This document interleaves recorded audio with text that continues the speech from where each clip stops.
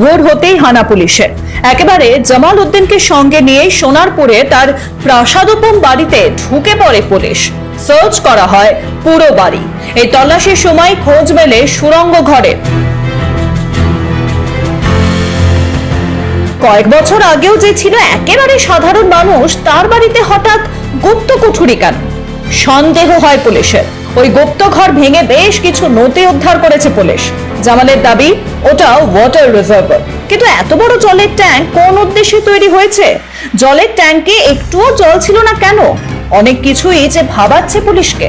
তাই গুপ্ত কুঠুরি আসলে কোন কারণে বানানো হয়েছিল তাও তদন্ত করে দেখা হচ্ছে। এদিন ভোরবেলাতেই সোনারপুরের বাড়িতে হানা দেয় পুলিশ। বাইরে থেকে দেখা যায় পুলিশের তৎপরতা। আওয়াজ শোনা যায় কোনো কিছু ভাঙা। পরে জানা যায় গুপ্ত কুঠুরির সন্ধানেই চলছিল এই ভাঙাভাঙি। তল্লাশির পর বাড়ির ভেতর থেকে বেশ কয়েকজনকে বেরিয়ে আসতেও দেখা যায়।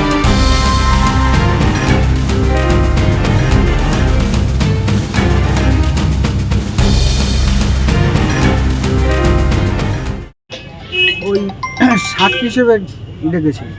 হ্যাঁ, কি পুলিশ কি করলো ওখানে? ওই যেটুকুনি ছিল জিনিসপত্র তাই নিয়ে আছে। একটা ভাঙাভাঙি শব্দ পাওয়া যাচ্ছিল, সেটা কিসের? ওটা ওই পানির ট্যাঙ্ক ছিল। জলের ট্যাঙ্ক? হ্যাঁ। ভেঙে ওর মধ্যে কিছু পেয়েছে? না, কিছু পাইনি। আপনার নাম? মুজিবার মোল্লা। এইগুলো পেয়েছে বেশি। কি পাওয়া গেছে? ওই আধার কার্ড, ডিবিআর আর বাদ বাকিগুলো স্যার জানে। আর তল্লাশি অভিযানে কোনো আন্ডারগ্রাউন্ডের কিছু হদিশ পাওয়া গেছে? না না না না, ওই খালি ওই জলের ট্যাঙ্কিটা ছিল, ভাঙা হয়েছে। আপনার নাম? আমার নাম খবর। জামাল ও তার লোকজনের দাবি বাড়ির নিচে আছে জলের ট্যাঙ্ক, কিন্তু পুলিশের ঠিক বিশ্বাস হচ্ছে না। দক্ষিণ 24 পরগনা জুড়ে এই পাতাল রহস্য ভাবাচ্ছে পুলিশকে। এর আগে কুলতলিতে সাদ্দামের বাড়িতে সুড়ঙ্গের সন্ধান পেয়েছিল পুলিশ। ওই সুড়ঙ্গ দিয়ে বাড়ি থেকে সোজা পালানো যেত একেবারে নদীতে। একসময় মুর্শিদাবাদে মুসলমান শাসকরা যেভাবে আত্মরক্ষার কৌশল নিতেন, সেই কায়দাতেই এই সুড়ঙ্গ কাটা ছিল। কিন্তু বর্তমান সময় কেন এই জামাল উদ্দিন বা সাদ্দামদের এই গুপ্ত কুঠুরি? এখনো রহস্য ভেদ করতে পারেনি পুলিশ। যেমন রহস্যের সন্ধান মেলেনি জামালের সম্পত্তি। কয়েক বছর আগেও যার দিন আনি দিন খাই অবস্থা ছিল, সে এত বিশাল সাম্রাজ্যের মালিক হলো কিভাবে?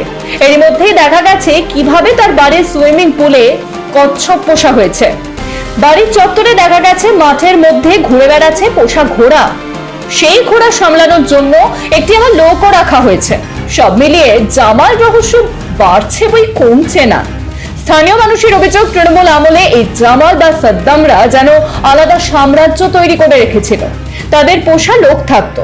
কেউ কিছু তাদের বিরুদ্ধে কথা বললে বাড়িতে এনে শাস্তির ব্যবস্থা করা হতো। জামালের বাড়িতে লোহার চেনের সন্ধান পেয়ে সেই অভিযোগ আরো জোরদার হয়েছে। সব মিলিয়ে জামালের প্রাসাদে পাতাল রহস্য গোটা বাংলাতেই শোরগোল ফেলে দিয়েছে। ব্যুরো রিপোর্ট, মাধ্যম।